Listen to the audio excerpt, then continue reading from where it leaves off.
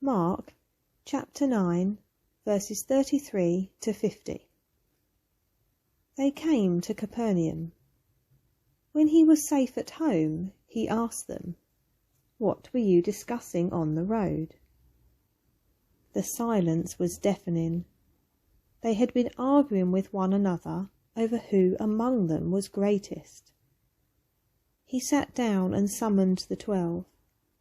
"So you want first place? Then take the last place.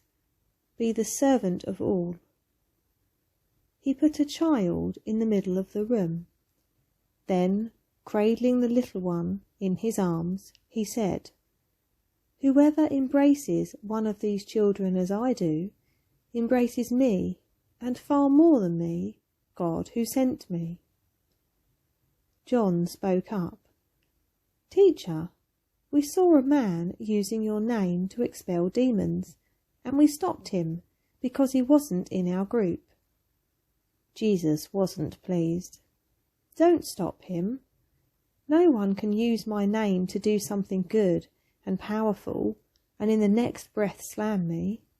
If he's not an enemy, he's an ally. Why, anyone by just giving you a cup of water in my name is on our side. Count on it that God will notice.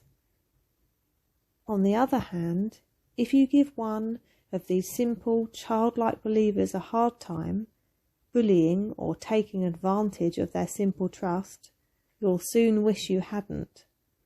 You'd be better off dropped in the middle of the lake with a millstone around your neck.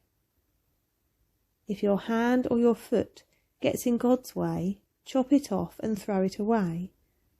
You're better off maimed or lame and alive than the proud owner of 2 hands and 2 feet, godless in a furnace of eternal fire. And if your eye distracts you from God, pull it out and throw it away.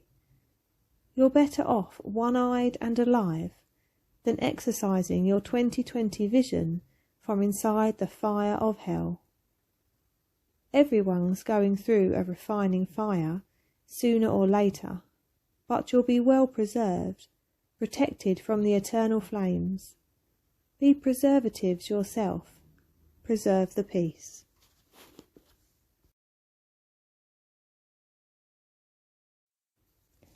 Mark chapter 9, verses 33 to 50.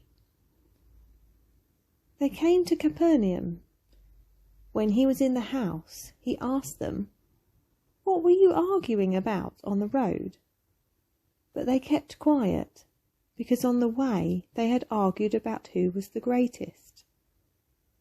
Sitting down, Jesus called the 12 and said, "Anyone who wants to be first must be the very last and the servant of all."